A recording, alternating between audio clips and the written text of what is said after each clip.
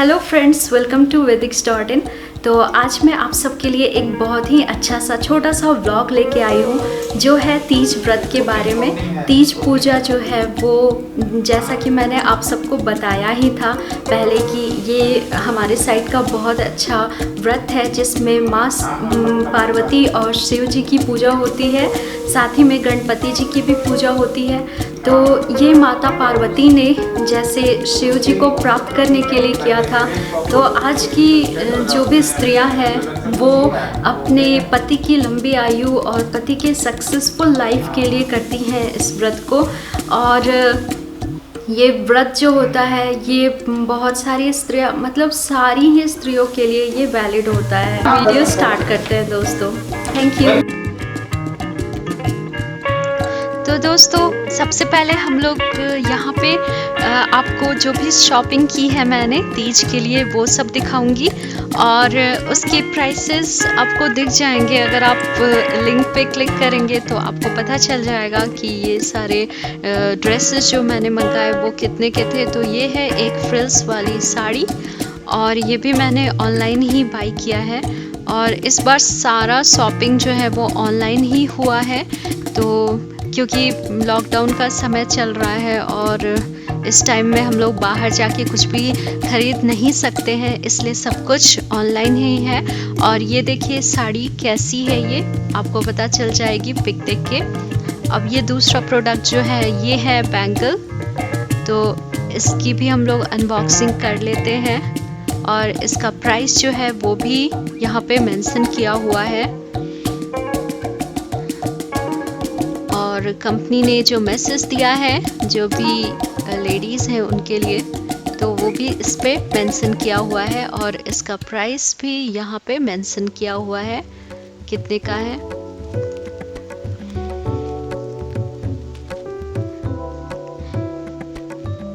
ये हल्का रेड और मरून कलर का है और इसमें जो नीचे है घुंघरू लगा हुआ है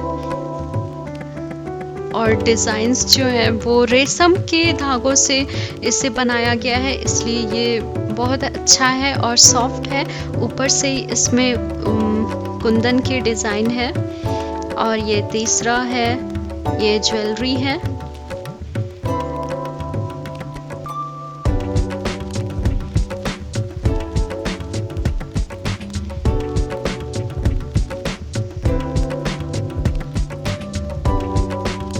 तो ये जो व्लॉग है, इस व्लॉग में हम लोग जो भी शॉपिंग हमने की है वो शेयर किया है मैंने।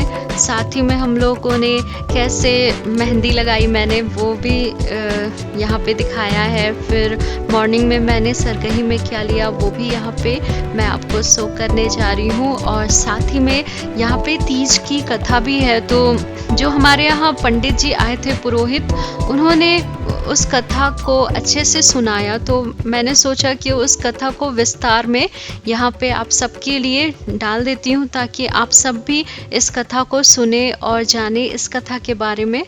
क्योंकि बहुत सारे लोगों को कथा के विस्तार के बारे में नहीं पता रहती है। ऑनलाइन कहीं कहीं पूरा कथा भी नहीं दिया रहता है, आधा अधूरा बहुत कुछ रहता है। तो मैंने सोचा इसलिए ये थोड़ा सा ये व्लॉग थोड़ा लेंदी हो गया है, लेकिन कथा जो है वो विस्तार में मैंने आपके साथ शेयर किया है। तो आप ज़रूर सुने इस कथा को। और ये देखिए ये दूसरी साड़ी है और ये सब बहुत ईज़िली हम लोगों को टाइम पे डिलीवर हो गया, इसलिए हमने सोचा कि सब कुछ ऑनलाइन ही कर लेते हैं। और उसके बाद जो भी होता है बाकी का, जैसे फॉल पिको करवाना, वो हम लोग बगल से जाके करवाए थे। तो ये देखिए मैंने अपनी पिक भी डाली है। तो ये साड़ी पहनने के बाद ऐसा लग रहा था और ये बहुत ही अच्छा ब्राइट कलर का साड़ी है।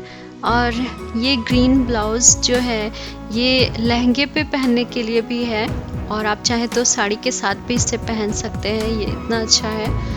और इसका नेक मुझे अच्छा लगा क्योंकि ये बिल्कुल टॉप जैसा है। अगर आप चाहें तो इसे क्रॉप टॉप की तरह भी पहन सकते हैं, तो मुझे ये बहुत पसंद आया।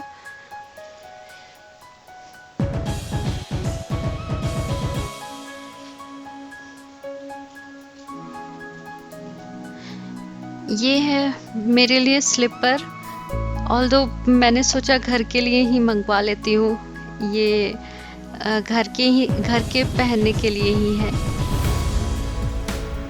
अगर ये आप बाई करते हैं तो इससे बाहर भी पहन के जा सकता है, तो बहुत अच्छा लगता है। और ये है फाइनल जो मैंने चूड़ी का सेट मंगवाया है, वो है ये।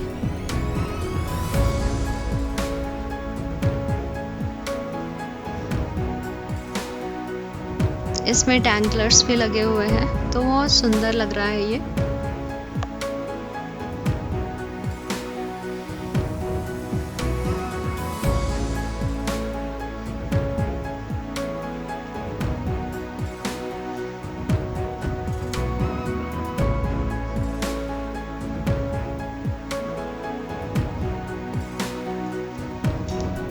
अब हम लोग तीज पूजा का दिन आ चुका है, तो तीज पूजा कैसे हमने स्टार्ट की और उस दिन हम लोग कैसे लग रहे थे वो आप देख सकते हैं पिक में। और ये है मेरी सरगही जो है रसमलाई, और ये बादाम मिल्क है। तो मैंने रसमलाई बादाम मिल्क खाया मॉर्निंग में 4 बजे के करीब। और ये है मेहंदी, प्रतीक ने लगाई मुझे मेहंदी। ये देखिए कितना अच्छा लग रहा है, YouTube का लोगो भी था उसमें। और ये है पूजा की सारी तैयारियां जो यहाँ पे हम लोगों ने करके रखी है। और पंडित जी भी आ चुके हैं, उन्होंने भगवान शिव की स्थापना की है और गणपति जी की भी स्थापना की है, माता पार्वती की भी स्थापना की है। और तीनों लोगों का पूजा होगा यहाँ पे। गणपति जी की पूजा होगी, माता की पूजा होगी, और यहाँ पे सूर्य देवता की भी पूजा इन्होंने करवाई, विष्णु जी की भी पूजा करवाई, और शिव जी की पूजा तो मेन है।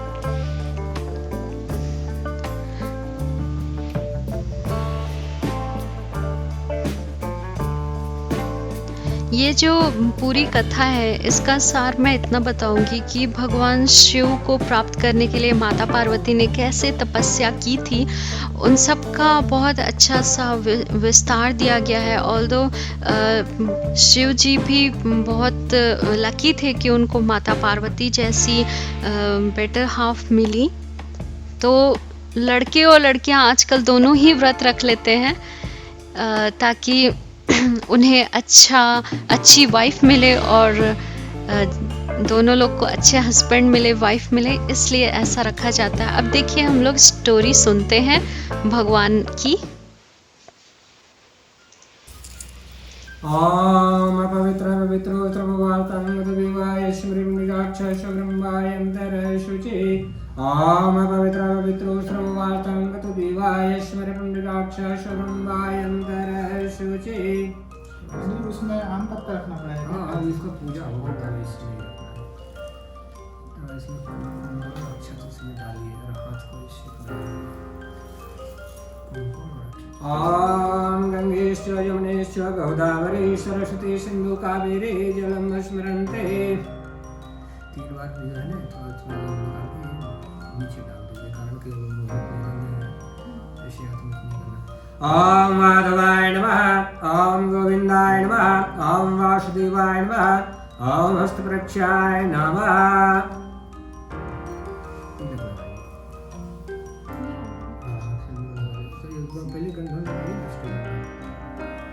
ओम दीर्घं वन्दिते नित्यं पावनाय स्मपदार्थे लक्ष्मी वसतु सर्वदा। ओम दीर्घं वन्दिते नित्यं पावनाय स्मपदार्थे लक्ष्मी वसतु सर्वदा। ओम जैनवंदो बलिराजा ज्ञानेन्द्रो महाबला तैनोत्तम प्रतिवन्दितं माचलं माचला रक्षासूत्रं समर्पयामि। ओम गजाननं भूतगणाधिसेवितं कपितजम्बो बलचारु भक्षिणं उमासुतं शोकविनाशकारं नमामि विघ्नेश्वरपादपङ्कजं। ध्यानार्थे एकदं पोषणं समर्पयामि। ओम गणेशाभ्यां नमः। ओम गणनन्त्वा गणपतिं हवामहे, प्रियनन्त्वा प्रियपतिं हवामहे, निधिनन्त्वा निधिपतिं हवामहे। वशो ममाहं जानि गौरतमातुं भजसि गुरुं सिद्धे बुद्धे सहिताय नमः। ओम तत्पुरुषाय विद्महे वक्रतुण्डाय धीमहि कावेरी जलम स्मरन्ते शुद्धोदकस्नानं सर्वदेवानां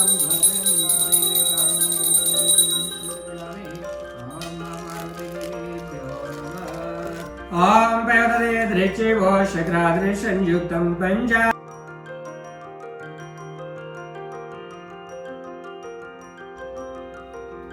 शुरू कीजिए पंडित जी। ईश्वरोवाच।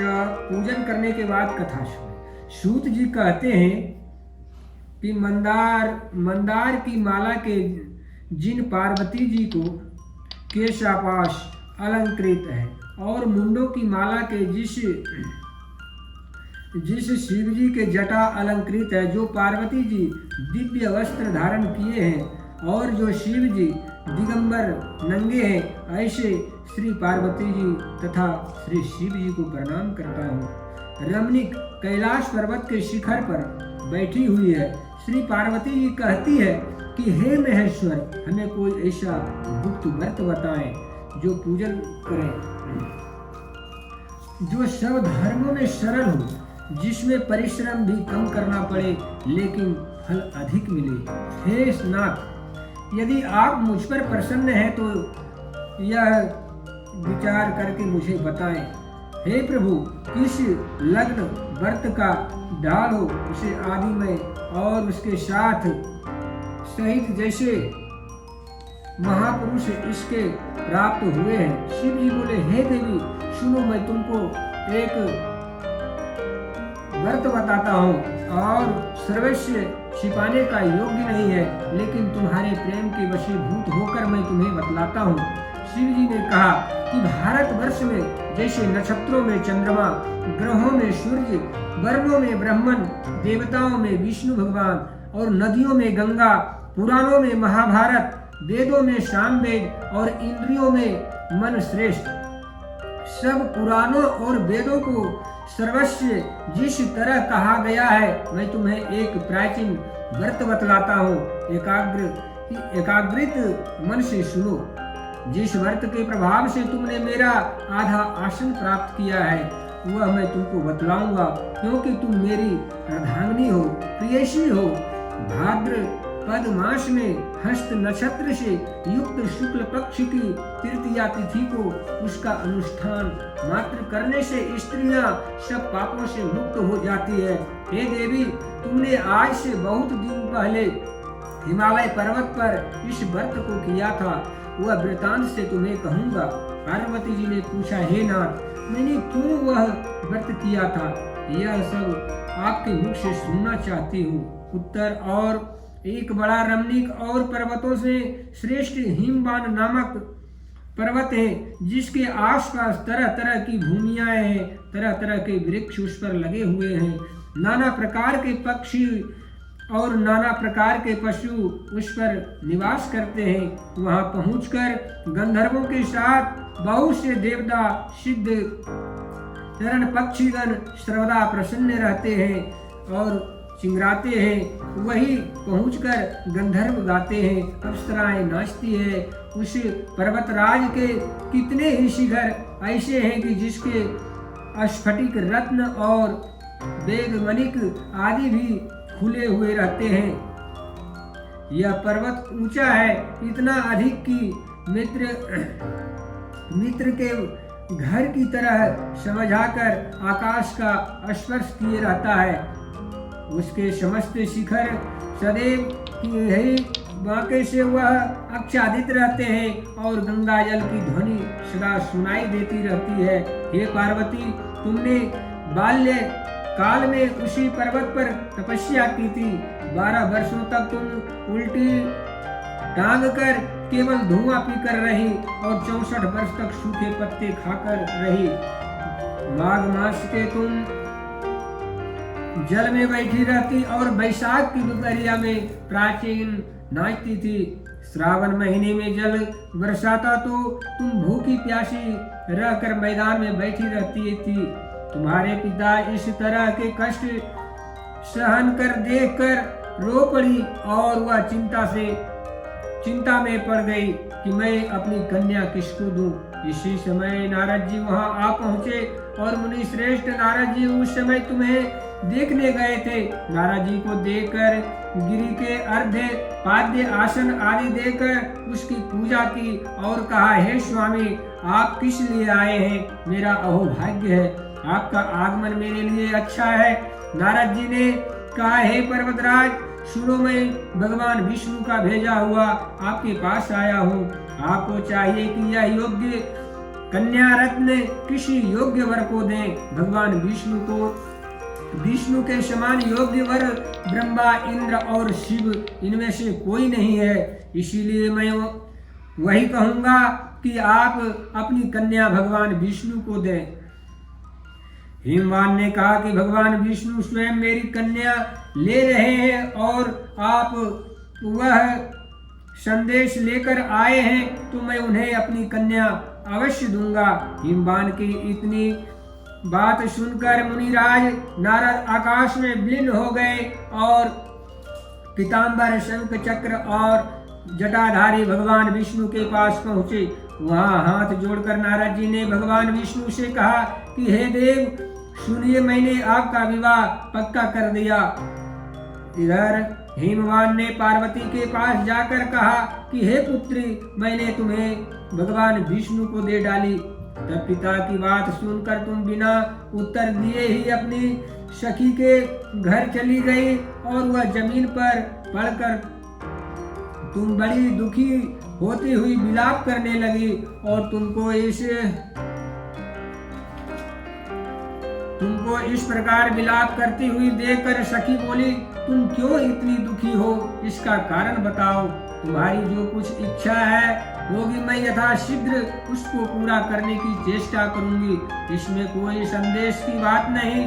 पार्वती बोली, मेरी जो कुछ अभिलाषा है उसे तुम प्रेम पूर्वक सुनो। मैं एकमात्र शिव जी को आसन पाना चाहती हूँ और पति बनाना चाहती हूँ, इसमें कुछ भी संदेह नहीं।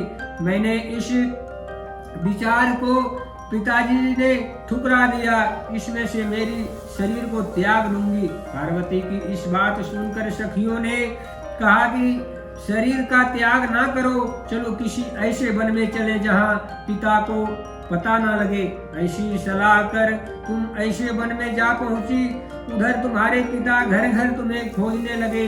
दूसरे द्वार भी खबर लेने लगे कि कौन देवता या किस किन्नर ने मेरी पुत्री को हर ले गया है।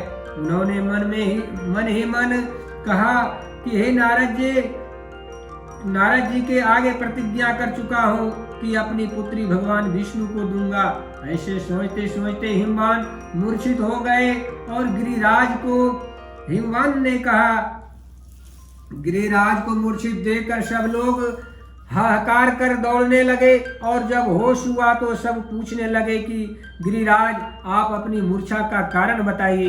हिमवान ने कहा कि आप लोग मेरे दुखों का कारण सुनो। ना मालूम कौन मेरी कन्या को हर ले गया है। ऐसा नहीं हुआ तो कैसे उसे किसी काले सांप ने काट लिया या सिंह खा गए होंगे, पता नहीं।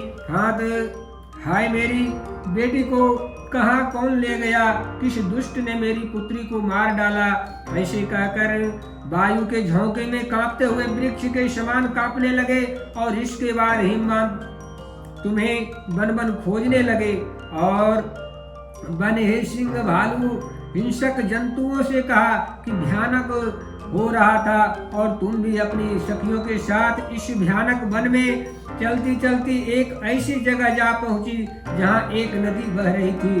उसके रंग पीठ लट पर एक ऐसी कंदरा थी कि तुम्हें उसी कंदरात में आश्रम बना लिया और मेरी एक बालू की प्रतिमा बनाकर अपनी सखियों के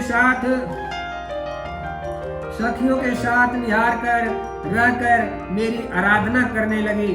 जब भद्रपाद शुक्ल पक्ष की हस्त युक्त तृतीया तिथि प्राप्त हुई तब तुमने मेरी विधिवत पूजन किया और रात भर जागकर गीत इत्यादि गाए और मुझे प्रसन्न किए और बताए। इस व्रत राज के प्रभाव से मेरा आसन डगमगा उठा, जिससे मैं तत्काल उस स्थान पर जा पहुंचा जहां पर तुम अपनी सखियों के साथ रहती थी। वहां पहुंचकर मैंने तुमसे कहा कि मैं तुझ पर प्रसन्न हूँ, बोलो क्या चाहते हो। तुमने कहा कि मेरे देवता, यदि आप मेरे ऊपर प्रसन्न हैं तो मेरे पति बने और तब शिव जी ने कहा तथा अस्तु कहकर कैलाश पर्वत पर वापस आने पर तुमने भी प्रतिमा नदी में प्रवाहित कर दी और सखियों के साथ उस महाव्रत का पारण किया और हिमवान भी तब तक उस वन में तुम्हें खोजते हुए आ पहुंचे और चलो चारों दिशाओं में तुम्हारी खोज करते करते वहां व्याकुल हो चुके थे, इसीलिए तुम्हारे आश्रम के समीप पहुंचकर गिरी पड़े और थोड़ी देर बाद उन्होंने नदी के तट पर 2 कन्याओं को सोते हुए देखा। देखते ही उन्होंने तुम्हें छाती से लगा लिया और खिलखिलाकर रोने लगे और पूछा पुत्री तुम सिंह व्याध आदि जंतुओं से भरे हुए इस वन में क्यों आ पहुंची है? पार्वती जी ने उत्तर दिया, हे पिताजी, मैंने पहले ही अपने आप को शिव जी के हाथों में सौंप दिया था। आपने मेरी बात टाल दी, इसीलिए मैं यहाँ चली आई हूँ। हिमवान ने संतावना दी कि हे पुत्री, मैं तुम्हारी इच्छा के विरुद्ध कुछ नहीं करूँगा। मैं तुम्हें अपने साथ लेकर यह घर आए और मेरे साथ तुम्हारा विवाह पक्की कर दिया। इसी से तुमने मेरा अर्धा आसन पाया। तब से आज तक किसी के सामने मुझ पर यह व्रत प्रकट करने का अवसर नहीं प्राप्त हुआ। हे देवी, मैं यह बताता हूँ कि इस व्रत का हरतालिका नाम क्यों पड़ा। तुमने सखियां हर ले गई थी, इसीलिए हरतालिका नाम पड़ा। पार्वती जी ने कहा, हे प्रभु, आपने नाम तो बताया, अब इसकी विधि भी बताइए। इसका क्या पुण्य है, क्या फल है, वह व्रत कौन करेगा? श्री शिव जी पार्वती जी से कहते हैं, हे देवी, मैंने समस्त स्त्री जाति की भलाई के लिए यह उत्तम व्रत बतलाता हूँ। जो स्त्री अपनी सौभाग्य की रक्षा करना चाहती है तो यह यत्न पूर्वक इस व्रत को करे और केले के खंभे आदि सुशोभित एक सुंदर मंडप बनवाएं। उससे रंग बिरंगे रेशमी कपड़ों से चारों बगल लगाकर चंदन आदि सुशोभित द्रव्यों से वह मंडप लिखवाए। जिस शंख मेरी मृदंग आदि बाजे बजाते हुए बहुत से लोग एकाग्रित होकर तरह तरह की मंगलाचरण करें और इस मंडप में पार्वती तथा शिव जी की प्रतिमा स्थापित करें।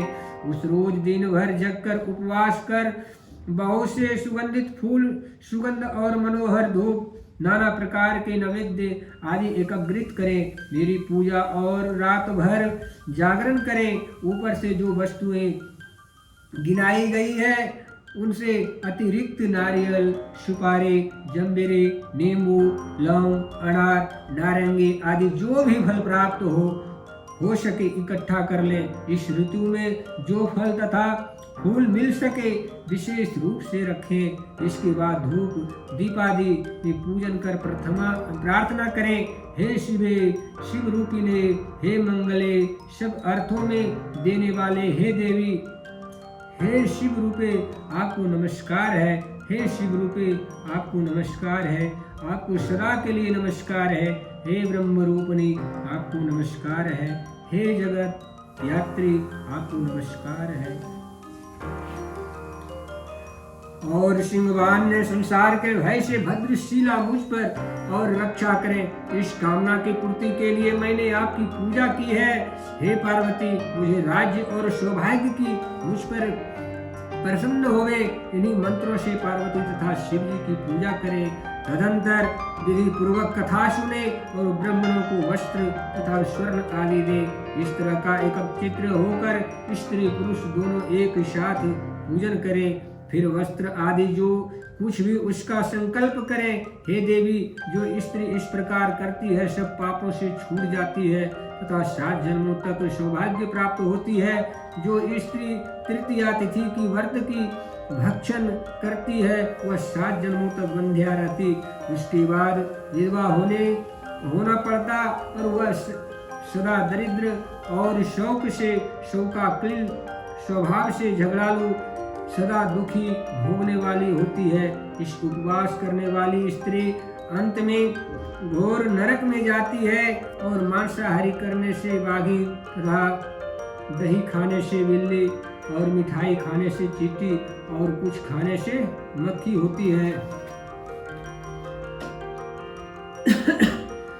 मक्खी होती है और चीजगर अन्न खाने से शकरी और फल खाने से बंदरिया, पानी पीने से जोग तथा दूध पीने से सांपिन, इस रोज सोने से अजगरी और पति को धोखा देने से मुर्गी होती है। इसीलिए सभी स्त्रियां व्रत अवश्य करें। दूसरे दिन स्वर्ण, चांदी, तांबा अथवा बांस के पात्र अन्न भरकर ब्राह्मण को दान दें और पारण करें।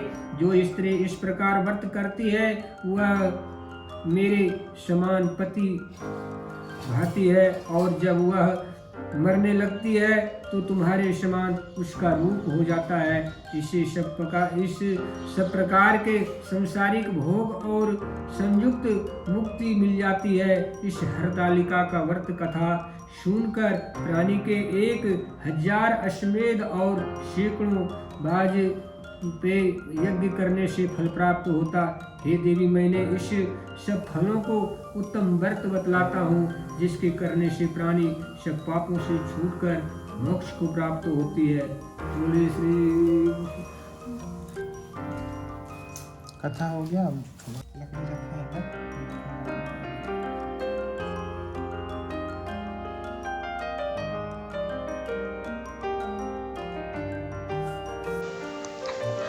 तो यहाँ पे ये स्टोरी समाप्त होती है, और हमने फिर स्टोरी के बाद हमने हवन किया। बहुत लोग हवन नहीं करते हैं, लेकिन ऐसा माना जाता है कि भगवान का प्रमुख भोजन जो होता है वो हवन से ही उन्हें प्राप्त होता है। आप हवन में जो भी चढ़ाते हैं वो भगवान को डायरेक्ट मिल जाता है। तो अगर हवन किया जाए किसी भी पूजा में तो भगवान को वो तुरंत प्राप्त हो जाता है। इसलिए हमने सोचा हवन करवाते हैं। वैसे हमारे पंडित जी जब भी आते हैं तो हवन ज़रूर करवा देते हैं।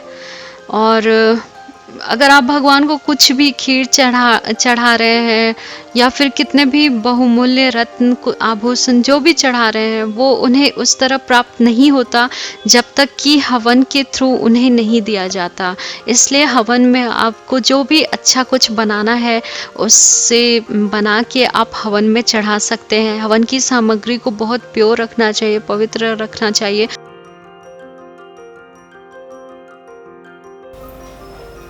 हेलो फ्रेंड्स, आज सेकेंड डे है और आज सेकेंड डे का मैं आप सबको वीडियो शेयर करूंगी। ये ज़्यादा आज के दिन ज़्यादा कुछ पूजा नहीं होता है, बस भगवान का फाइनल विसर्जन कर दिया जाता है और उसके बाद खाना खाया जाता है जो कि हस्बैंड बनाते हैं, या फिर अगर आपको मौका मिले तो आप भी बना सकते हैं। तो जो भी आपको अच्छा लगे वो आप बना के खा सकते हैं। आज के दिन कोई रोक टोक नहीं होता है, बस सुबह में पूजा कर लीजिए और उसके बाद से खा सकते हैं हम लोग। तो चलिए वीडियो स्टार्ट करते हैं।